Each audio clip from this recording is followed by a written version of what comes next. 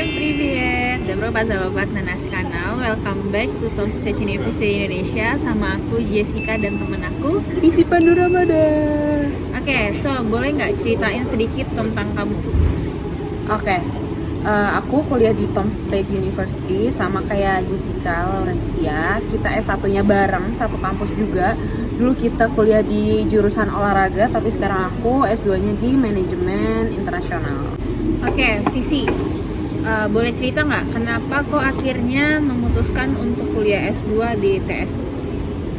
Karena sebenarnya aku banyak dapat beasiswa, aku dapat beasiswa di Australia dan China juga. Tapi di TSU itu aku lihat ranknya, TSU itu bagus, biaya hidup nggak mahal di sini. Terus aku juga punya beberapa teman di sini, maksudnya dari Indonesia yang berangkat di TSU. Siapa aja tuh boleh? Jessica, siapa? Vega. Terus Dan kita main polo air bareng. ya, satu klub dari SMA. Nah, jadi kayak aduh enak nih, udah ada temennya, mereka udah kuliah duluan di sini. Terus menurut aku mereka bakal ngebantu aku banget buat kuliah gitu. Terus juga nih, kenapa memutuskan untuk kuliah manajemen? Kenapa nggak lanjutin kuliah olahraga? Di sini adalah seorang atlet polo air dan juga rugby. Timnas polo air Indonesia. Oke, banyak banget alasannya. Yang pertama, jadi lulusan dari jurusan kita, jurusan olahraga, menurut gue banyak yang underpaid dengan keilmuan mereka, kualitas mereka, terus cuma dibayar yang menurut gue nggak sesuai deh dengan kualitas ngajar mereka. Nah, orang-orang pebisnis ini yang ngambil untung kebanyakan, gue ngerasa teman-teman gue nggak gitu dihargain. Nah, harapannya gue punya bisnis di bidang olahraga yang bisa ngangkat teman-teman gue. Iya, gue kayak nggak rela nih, temen gue kasihan banget cuma dibayar segitu. Gue kayak jadi salah satu tujuannya kuliah di TSU ini belajar bisnis supaya nanti pulang ke Indonesia bisa mengembangkan. tuh. Oke. Terus I have question for you. Why did you quit your Career as in an the athlete. Ya, as an athlete polo air, juga rugby. Padahal kan karirnya udah bagus banget. Udah sampai kemarin tuh tahun lalu Visi adalah pemenang juara 1 rugby PON di Papua. Kenapa you quit your career? Karena kan jadi atlet ada batasan umur ya. Udah batasan. Emang sampai umur berapa sih? Kalau PON 24 tahun. Nah, kalau timnas lebih, tapi setelah kita jadi atlet, kalau misalkan kita amit-amit ya cedera atau kena musibah apa, ya udah menurut aku negara nggak gitu nanggung gitu loh, dan nggak ada pensiun. Itu berhenti aja. Ya udah, habis dipakai gitu. Ini pakainya maksudnya tuh abis jadi atlet ya guys, bukan apa-apa ya. Iya gitu, jadi nggak ada uang pensiun. Maksudnya menurut gue udah all out nih buat negara ya. Emang nggak ada pensiunannya, udah berapa jahitan, berapa patah tulang nih. Ini gue belum operasi, nih gue patah tulang waktu PON. Itu waktu PON rugby tahun lalu. Tahun lalu, dan gue nggak operasi. Kenapa alasannya nggak operasi? Sebenarnya di provide kalau operasi, cuma gue takut. Tapi mereka cuma nge-cover pengobatannya doang. Abis itu kalau gue udah nggak bisa ngapa-ngapain, amit-amit gitu cedera apa, amit-amit gue cacat gak bisa jalan, nggak ada apa, jadi di provide kerjaan kayak atau pensiun kayak harapannya ya semoga. Sampai sekarang belum ada. Oke. Aku harus belajar lagi. Terus kan sekarang udah di TSU nih, melanjutkan nggak sih karirnya di Rusia? For now belum tahu, tapi kayak masih latihan polo air nggak, masih latihan rugby nggak? Latihan buat olahraga ini aja sih, isi waktu karena contohnya apa? Kemarin main rugby, sempet tanding juga di sini. Di Toms. Di Toms. Terus sekarang lagi nyoba karate. Kalau misalkan aku lanjut jadi atlet, enggak deh, kayaknya nggak bisa, karena aku harus punya pengalaman, harus punya more knowledge, lo harus lebih fokus lagi ke belajarnya. Berarti mau fokus ngembangin bisnisnya dulu nih. Udah ada belum sih bisnis yang lagi dilakukan?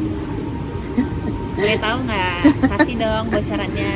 Apa ya yang boleh di-spill? Nggak ada yang boleh di-spill dulu. Tapi ada, berarti udah ada. Di mana bisnisnya? Di Jakarta. Apakah bisnisnya berhubungan dengan olahraga? Satu olahraga, satu yang boleh di-spill itu deh, ekspor kali ya.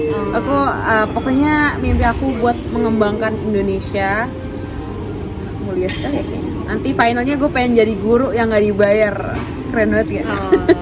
Tapi sekarang harus cari uang dulu gitu. Jadi cita-citanya adalah menjadi guru yang tidak ingin bayar, tetapi ada sampingan bisnisnya juga bisa dijalankan. Iya, tapi sekarang aku lagi ngejalan ekspor yang boleh di-spill. Terus mau tanya nih, gimana selama latihan di TSU? Ada plus minusnya nggak sih di sini perbandingan sama di Indonesia?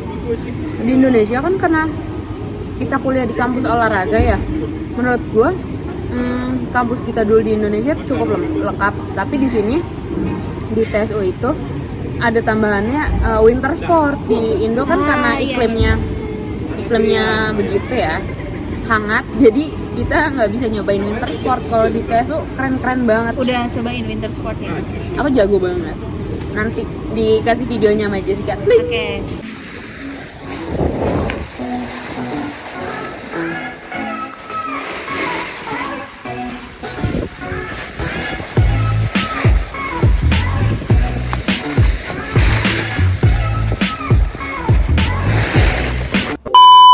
Jadi Jago Visi banget. ini baru pertama kali coba snowboard dan langsung bisa, guys. Bayangin. Sedangkan kalau yang lain-lain tuh kayak harus les dulu. Di sini tuh kita bisa les snowboard, les ski, Ice skating, figure skating. skating, terus apa lagi ya, winter sport. Banyak sih keren-keren. Yang paling disukai apa winter sportnya di sini? Suka itu sih figure skating, kayak cantik aja gitu dilihatnya. Sampai beli alat-alatnya ya. Dia effort banget loh. Punya sendiri aku gitu. Dia punya sepatu buat main skinya. Ice skating. Skating. Snowboard seru, cuma kalau gue takut nabrak pohon jugir. Oke, terus lanjut lagi nih, gimana sistem pendidikan perkuliahan di TSU? Sistem perkuliahan di sini tuh lebih terschedule sih menurut aku. Tapi Rapih ya, lebih rapih. rapi karena semuanya udah ada listnya di website dan itu pasti jadwal pasti gitu. Nggak Meskipun pindah-pindah. kalau dirubah pun juga di website itu bakal dirubah. Iya kayak pasti nih, Iya. nggak usah ngechat dosennya sebelum kelas, nggak usah. Dan apalagi ya, lupa mau ngomong apa. Dosennya gimana dosennya? Dosennya suka banget diskusi. Terus mereka tuh ngehargain banget orangnya, kayak even a small thing mereka literally kayak ngehargain banget. Kayak misalnya kita kan international students, Iya. mereka juga ngebantu gitu. Iya, ngebantu. Terus It's a good idea gitu. Hmm. Padahal menurut gue itu biasa aja, tapi mereka tuh it's a good idea bla bla bla. kayak pujian hal-hal kecil gitu Iya, ya. kayak warm banget. Terus teman-temannya gimana? Temen-temennya banyak yang ambis banget. Kalau yang ambis banget sih, dan rajin. Kalau comparing to my friends in Indo, yang di sini lebih rajin. Terus ambisnya literally ambis yang hari ini dikasih tugas, hari ini juga dia Dikerjain. ngumpulin. Bisa Besok atau hari ini dikerjain dan ngumpulin. Habis itu kayak di kelas tuh semuanya aktif sih. Aktif ya? Iya kan, aktif kan, lu gimana? Iya aktif juga. Jadi Kayak kayak semuanya aktif gitu. bertukar pikiran itu aktif banget gitu. Jadi kita kayak nggak diem aja gitu. Iya. Keren. Terus Gue suka sih diskusinya. ada nggak sih harapan untuk teman-teman di Indonesia mungkin untuk kamu ngajak mereka untuk kuliah di TSU gitu? Pesan-kesannya gimana?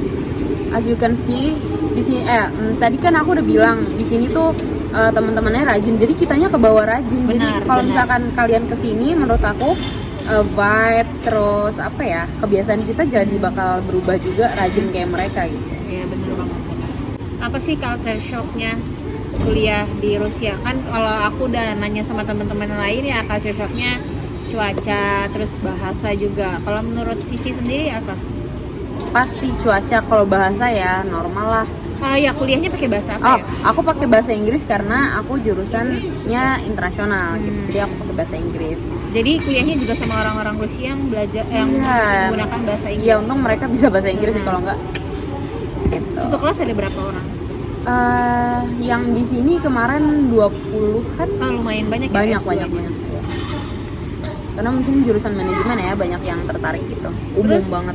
itu teman-temannya tuh yang udah punya pada bisnisan juga, ada yang punya enggak sih juga. Yang selama aku tanya tuh mereka selama ini cuma belajar, ada yang kerja 1-2 orang gitu. Jadi mungkin mereka setelah lulus mau Mungkin businessman. Susah nggak sih jadi businesswoman. Gimana caranya mengatur pekerjaan dengan perkuliahan? Kan perkuliahan di Rusia itu berat, lumayan berat ya, apalagi S2. Nothing's easy menurut gue, nothing's easy. Gue tiap hari ada meeting sampai jam 2 pagi dan sekarang agak sakit, tapi kayak aku sempetin buat Jessica, buat video. Abis ini langsung kita belajar lagi, kejar tugas dan meeting lagi. Berat nggak? Harus ada yang dikorbanin. Menurut gue yang pengorbanan yang paling kelihatan tuh gue bukan no social life ya, kurang banget social life ya. Gue hampir nggak pernah main sekarang. Oh, jarang main jadinya. Hampir nggak pernah. Ngerjain tugas sama ya belajar meeting kayak gitu. Sama kayak Jessica juga bisnis ya. Begitu kan ya. Misalnya nih, Visi, kan sekarang lagi ngelanjutin juga ya polo air, renang juga, karate juga. Misalnya terpilih untuk mewakili kampus atau mewakili Indonesia, mau nggak melanjutkan menjadi atlet? Selama nggak ganggu kuliah dan bisnis, karena kalau jadi warga negara Indonesia dan terusin jadi atlet itu ya tadi nggak ada pensiun, nggak dijamin kerjaannya apa, jadi ya tetap kita butuh uang gitu, jadi ya tetap harus lebih fokus di kerjanya dibanding jadi atlet. Berarti sekarang latihan di kampus, latihan di TSU ini kayak cuman untuk kesehatan aja, ya, biar jauh sehat. ini kayak gitu. Latihan kalau jadi atlet tuh gimana sih latihannya? Oh my god, serius kalian mau tahu? Oke, sehari latihan itu berapa jam ya? Nah, jadi aku bangun jam 5 pagi, abis itu upacara apel mungkin 10-15 menit. Habis itu kita conditioning kayak senam-senam, pemanasan apa, atau tambahan untuk skill kita yang kurang, nendang atau lempar atau lari atau apa. Itu sampai jam 6 ya, jam 6 kita sarapan, terus kita latihan jam 8 sampai jam 10. Berarti dari jam 6 sampai jam 8 ini free nih, istirahat dulu gitu. Conditioning tadi sejam, habis itu sarapan, habis sarapan kita boleh istirahat. Iya, boleh istirahat, terus lanjut lagi jam 8. Jam 8 udah di lapangan, berarti OTW setengah jam, setengah 8 lah.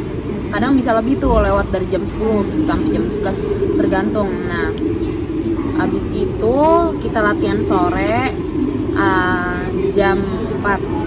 Tapi kadang kita tambahan lagi juga 1 jam sebelum latihan. Karena persaingan atlet itu ketat banget kan. Kita nggak ada yang mau turun atau kecoret gitu. Jadi pasti kita tambahan gitu. Tambahan lari, tambahan sit up atau itu tambahannya sendiri atau sama coach? Sendiri. Karena kita emang persaingan ketat gitu. Seleksinya juga bakal ketat. Iya, dan menurut gue di cabang olahraga rugby cukup fair sih persaingannya. Gitu. Terus ya udah tambahan, terus 1 jam sebelum latihan berarti jam 3 sampai jam 4 sholat, habis itu jalan setengah 4, habis itu jam 4 sampai jam 6 minimal banget sehari latihan 5 jam. Wow, 5 jam dan ya? Senin sampai Sabtu. Jadi istirahatnya cuma hari Minggu aja? Minggu dan Rabu sore. Oh, Minggu dan Rabu. Jadi latihan tuh pagi sore? Iya, pagi sore setiap hari. Dan gue kayak gitu dari gue SD. Jadi, oh ya, Visi ini atlet dari umur berapa? Udah mulai jadi atlet itu dari umur berapa? Mulai latihannya umur 3 tahun aku udah mulai latihan. Itu latihan apa dulu? Renang? Lari, renang. Oh, dulu atletik juga? Iya, atletik, renang. Terus aku coba beberapa olahraga. Mau dikasih tahu juga kan? Volley juga kan? Volley pantai. Terus pernah coba panjat tebing dan taekwondo. Terus tenis lapangan. Terus apa lagi? Polo air sama rugby terakhir gitu. Yang paling Visi suka tuh yang mana sih? Jadi atlet apa? Wah, semuanya itu lagi, semuanya spesial menurut aku. Aku suka semuanya. Mungkin ini kali ya, prestasi tertinggi. Iya, prestasi aku tertinggi. Pernah timnas di polo air. Kalau itu waktu timnas U berapa? Lupa ya, SMA. Berarti U21 lah ya. Mungkin aku lupa. Atau SMA. U19. Aku lupa SMA. Terus kalau rugby prestasi tertinggi kemarin PON, aku nggak pernah timnas waktu di rugby gitu. Terus kan sekarang udah pensiun nih jadi atlet. Kangen nggak sih mau jadi atlet Wah, lagi? kangen banget. Kalau gue anak orang kaya, gue lanjut jadi atlet. fix. Karena aku tahu aku punya kewajiban untuk menghidupi diriku sendiri dan aku punya masa depan yang tidak di cover sepertinya. Jadi aku harus cari uang dan juga harus keluar dari zona nyaman gak sih? ya. Jadi kita wawasannya lebih luas lagi gitu, jangan terpaku di lapangan aja. Sebenarnya kita bisa harus memikirkan masa depannya gitu. iya, kita bisa punya wawasan luas, cuma kalau jadi sorry ya, ada yang ngomong ada orang ngomong kenceng jadi ke distract. Bisa kita belajar lewat buku atau YouTube, tapi menurut aku beda feelnya kalau kita benar-benar ngelakuin terjun sendiri ya. Iya, kayak keluar ke usia. Pengalaman lebih.